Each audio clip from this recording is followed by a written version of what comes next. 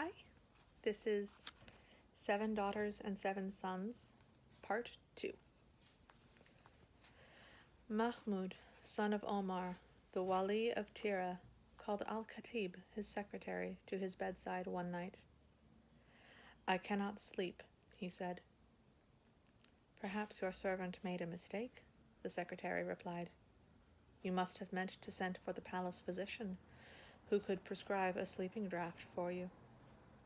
"There's been no mistake," said Mahmud. "I sent for you because it's you I want. I want you to write down the words I say to you."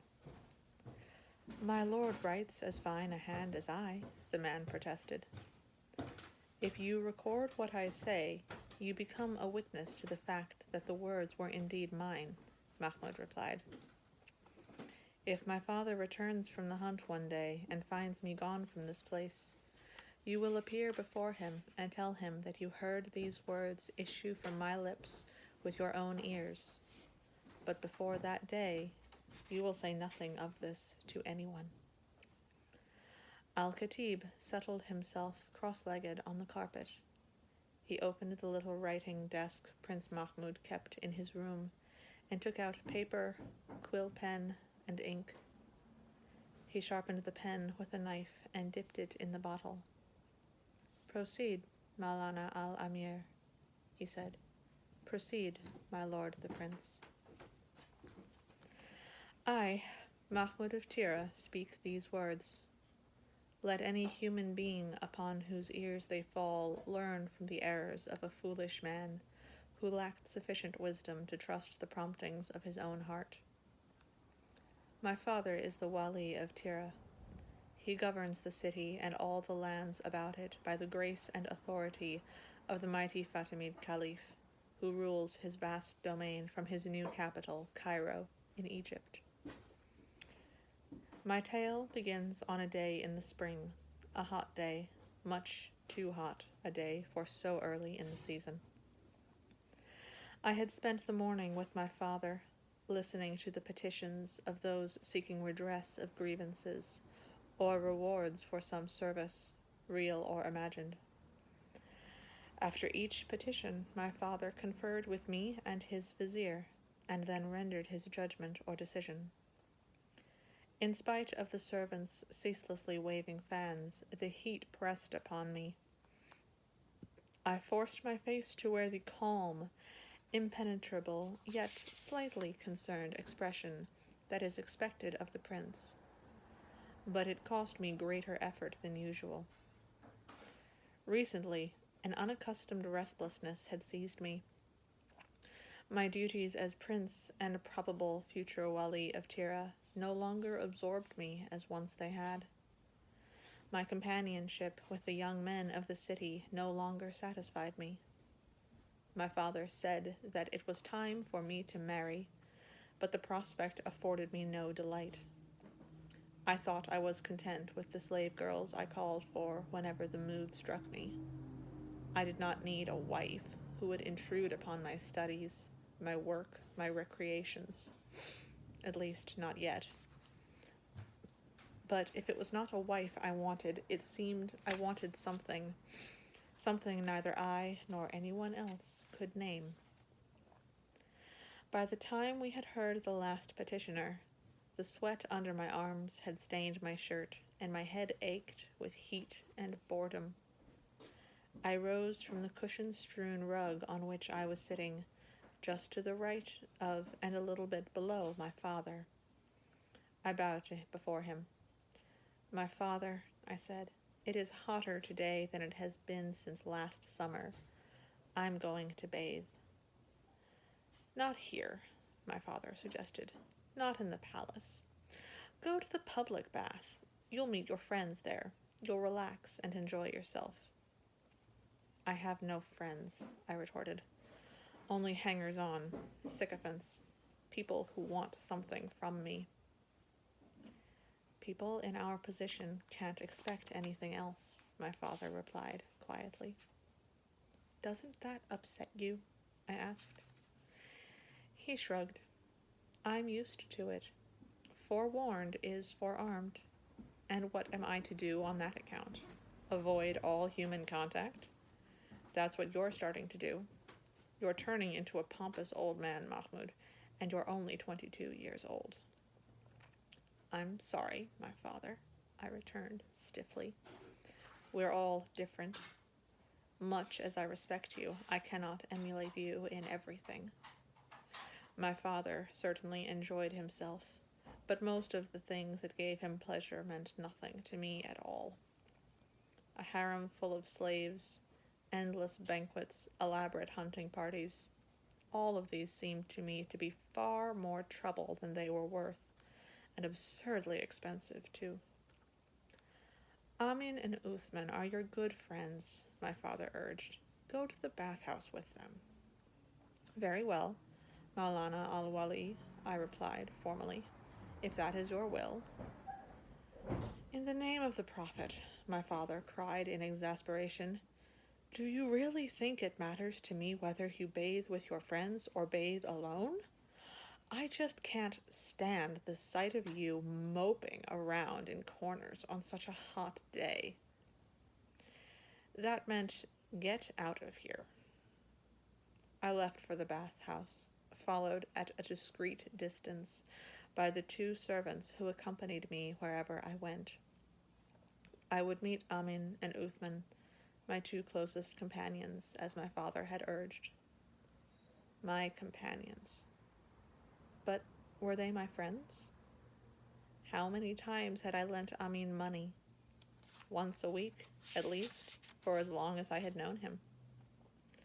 Not that he ever asked for it in so many words.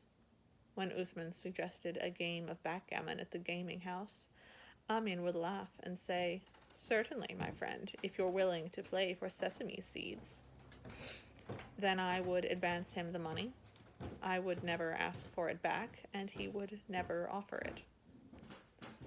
Uthman had no need of my money. His father, a dealer in gold and precious gems, was probably richer than mine. Abu Uthman had recently sold my father a heavy, jewel-encrusted bracelet for the Nubian princess he had recently married. Of course, my stepmother, the first wife, when she saw the Nubian's gift, demanded something even more spectacular for herself. Abu Uthman obligingly supplied a gold collar set with 40 emeralds. It suited my stepmother, an Egyptian, perfectly, and she was actually quite pleasant to the Nubian for nearly 3 weeks. It struck me suddenly that Uthman never gave Amin money. I was the only one of whom that was expected. When I greeted them at the bathhouse entrance, where they were waiting for me, I did so with no more than a nod. What's the matter, Maulana? Amin teased. Has the heat melted your tongue? Amin amused me. That is why, in spite of my suspicions, I could not forego his company. It's been a long morning, I replied. My father and I must have listened to 200 petitioners. Everyone wants something from me. I feel as if 1,000 tiny fish are eating me up. Uthman glanced at Amin. Amin merely lifted his eyebrows and said nothing. Come, my prince, Uthman said. I guarantee you, after an afternoon in the bathhouse, you'll feel much better. Uthman was right, of course. We entered the bathhouse and disrobed. Over our bodies we poured the heated water that flowed into stone basins flush with the tiled floor. Then we covered ourselves and lay down on pallets to gossip and joke, while the sweat rolled off us. By the time the attendants brought us sherbet and sweetmeats, my headache had left me, my muscles were relaxed, and the air around me actually seemed cool and refreshing, as even the hot desert wind would after steaming water. I was at my ease, and too drained of energy to feel anger any longer, or even annoyance. Listen, Amin said, when we were back in the dressing room, where my servants assisted the three of us in putting on our clothes. "We have a treat for you. You might call it a gift." I smiled a little. "What kind of gift can you give me, Amin?" I asked. "You never have enough cash to buy an apple from a street vendor." Uthman often scolded Amin for his empty money belt. This was the first time I had ever mentioned the subject. Amin did not take offense. "This gift costs me nothing," he said. "Yet it is the most valuable gift I can give you." "Where is it?" "Waiting for us in a shop in the Shari al-Khalifa." That was the street we often strolled, as did most other young men of Amin's and Uthman's class, the sons of large landowners, shipbuilders, and merchants who formed the aristocracy of Tira. Whatever the gift was, I wondered in what way I would eventually be expected to pay for it.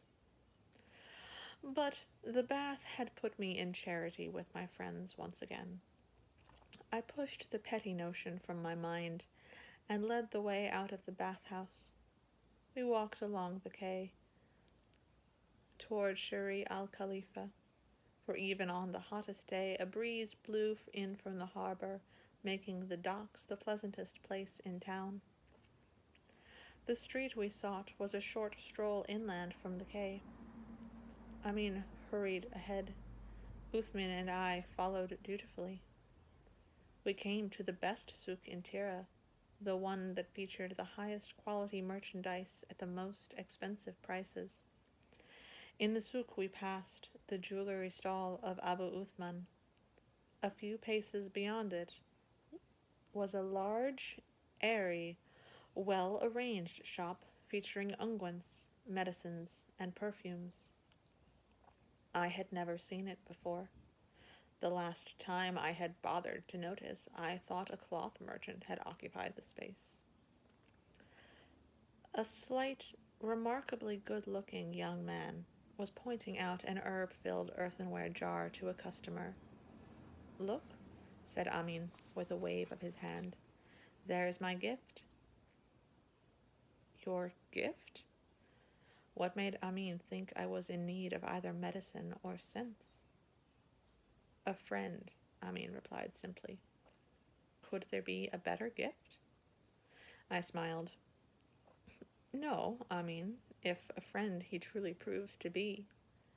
But I don't think the gift of friendship is something one man can give on behalf of another. He can only give it for himself." Amin smiled, too. "You'll see, my prince," he said. "You'll see."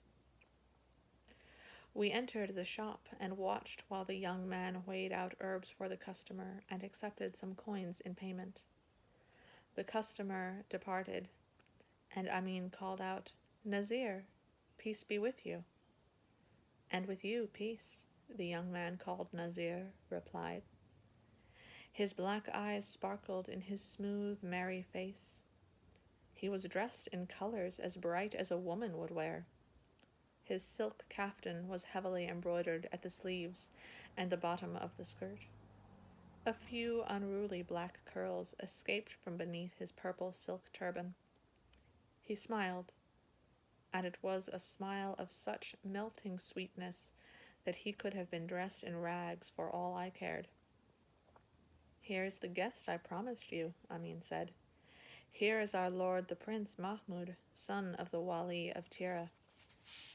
Nazir bowed low. "Peace be with you, Maulana al-Amir," he said. I nodded my head. "And to you, peace," I replied. "Please, please, all of you, do me the honor of seating yourselves." "The honor is ours, Maulana," Nazir murmured. His tone, his manner, were correct and respectful, but not obsequious. He snapped his fingers. A servant appeared from the rear of the shop, carrying pillows. After we had seated ourselves, he disappeared, returning later with sherbet and sweetmeats. "Well, Nazir," I said, How did it happen that a perfectly respectable shopkeeper like yourself came to be acquainted with these two reprobates? I'm stuck with them. We grew up together. But you're new in town. You can choose your friends. Amin did not give Nazir a chance to reply. He's Jiha's new partner. That makes him as much a reprobate as the rest of us. Uthman prided himself on his dignity. Speak for yourself, Amin, he reproved. Who in the name of heaven is Jiha? I asked. You know, that fat, foul-mouthed merchant who turns up here in Tira at least once a year, Amin replied. He does a lot of business with Abu Uthman. My father never had a thing to do with Jiha, Uthman protested angrily. My father's honesty is a byword throughout the caliphate. What could he possibly have to do with a character as questionable as Jiha? Plenty this year, Amin retorted. Plenty, since Nazir's become Jiha's partner. So far, Nazir had not said a word. It wasn't easy to squelch Amin long enough to squeeze in a remark, but I held up my hand, signaling him to be quiet. What miracles have you wrought, Nazir, to turn this apparent scoundrel Jiha into such a model of propriety that even the sainted Abu Uthman will deal with him? Nazir smiled and shrugged. His voice, when he spoke, was pleasant and light. I'm afraid Jiha is still a scoundrel, he said, but he's been good to me, and I watch him very closely. We're making so much money, he doesn't really need to do anything dishonest. Nazir looked so young that it was obvious he was just starting out in business. How had he gotten so rich so quickly? Your father is a man of wealth, I queried. Nazir is a man of genius, Amin interjected. No, Nazir protested quickly. I'm not. And my father isn't rich either. I've been lucky, that's all. God has blessed me. Tell me about it, I suggested. Nazir's eyes glanced first at Uthman and then at Amin. They nodded slightly. A request from me was, after all, an order, no matter how I phrased it. My father's a merchant, Nazir explained, but he never prospered. His little shop couldn't support me, too. I had to make my own way. A caravan passed by on its way to the coast. I decided to join it and seek my fortune here. Passed by where? I asked. Nazir's expression was puzzled. Where are you from? I clarified my question with another. Oh, a little town, he said. A tiny little town far from the sea. You've never heard of it. I still wanted to know its name. However, I had no opportunity to say so. Nazir went right on telling his story. That was my first piece of luck, the caravan, for that's where I met Jiha. It seems he has no sons, at least not living, or daughters, or, so far as I can tell, even a wife. He sort of adopted me. Humph, snorted Uthman. I somehow can't believe that Jiha has ever done anything out of the goodness of his heart. He must have recognized your genius immediately. Don't be ridiculous, Uthman, Nazir responded sharply. I'm not a genius. I wish you and Amin would stop referring to me by that term. It's embarrassing. He turned to me with a smile. Our Lord the Prince will never embarrass me in such a way. I can't say, my friend, I replied. So far you're in no danger. I've had no evidence of your genius. Nazir's smile was wide, brilliant, open. I felt pleasure simply in seeing it. I am safe, he said. You never will. Now it was Amin's turn to snort. To make a long story short, he said, Nazir trades in medicinal herbs, among other things. No one here thought anything about those powders wise women out in the country used to stop bleeding and clear stuffed heads. It took a stranger to realize that those particular cures don't exist in other places, and to make a profit out of them. Now tell me he's not a genius. Uthman shook his head. Those herbs, berries, roots, whatever they are, have been around here all these years, and we paid no attention. Jiha backed Nazir, but the discoveries were all his. Imagine poking into dusty corners and turning up gold. Gold that no one else was even aware of, Amin added. Such an accomplishment couldn't be kept secret. It's spoken of in every shop in the bazaar. And now, of course, he's branched out. He's into many things. I looked at Nazir with respect. Well, I won't call you a genius since you don't like the term, I said. But you must admit you're very clever. However, he would not grant even that. Lucky, Maulana, lucky. The herbs are commonplace to you, like weeds. You wouldn't realize how remarkable they appear to someone who comes from a place where nothing like them grows. Jia is from such a place, Uthman pointed out. Baghdad, I believe. Or perhaps Aleppo, Nazir said. I'm not sure. Wherever, Uthman waved his hand dismissively. The point is that until you came along, Jihad never had the wit to realize that the herbs were important.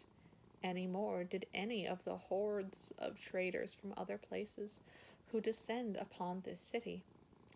It never occurred to them to look for gold where no one else had ever found it. There are countless herbs in our fields worth looking into, Nazir, I said. You'll be with us for a long time. I'm glad of that. He bowed his head briefly. Thank you, Maulana, he said. I have 6 sisters. I have to provide for each of them. I need to earn a lot. I want them to have very good husbands. You're the only son? Yes. The only kind of son my father will ever have. Are you the eldest? No, I am the 4th. I laughed. What rejoicing there must have been the day you were born. In an instant the name of your father changed from Abu al-Banat to Abu Nazir. He must bless your name with every breath he takes. My father loves me, he said. His voice was so low I had to lean forward to hear him. He loves my sisters, too. Of course, I replied. But what are 6 daughters, or even 12 daughters, compared to one son? His glance locked mine. Daughters can do very well, he said. There was a surprising undertone of anger in his voice. Is that what your father says? I asked. Suddenly he grinned. The storm was over, passing as suddenly as it had come. I don't know. I never asked him. I think, if you'll pardon me, Maulana, that this is a foolish conversation. You're right, I agreed. Come, let's play backgammon. We'll see how lucky you really are, Nazir, and how clever. He was both. He beat all of us at backgammon on that very first day, and I was glad of him from that very first day. Before, if I played with Uthman, I was distracted by Amin's endless stream of chatter. And if I played with Amin, I had to listen to Uthman's whispered advice on strategy. He was usually wrong, but invariably withdrew into hurt silence if I did not follow his suggestions. And if I watched Uthman and Amin play with each other, I was always bored because they played so badly. Now there were 4 of us. we could all play at the same time. From that first day on, I manipulated our games so that I played most often with Nazir. At last I had found a backgammon opponent worthy of me, and a friend worthy of me too. I loved Amin and Uthman, but my love for them was always darkened by my belief that their love for me was tainted by self-interest. I never had to worry about that with Nazir. He wanted nothing from me. He needed nothing from me, except my friendship. But was I worthy of him? In those days, I never thought to ask that question.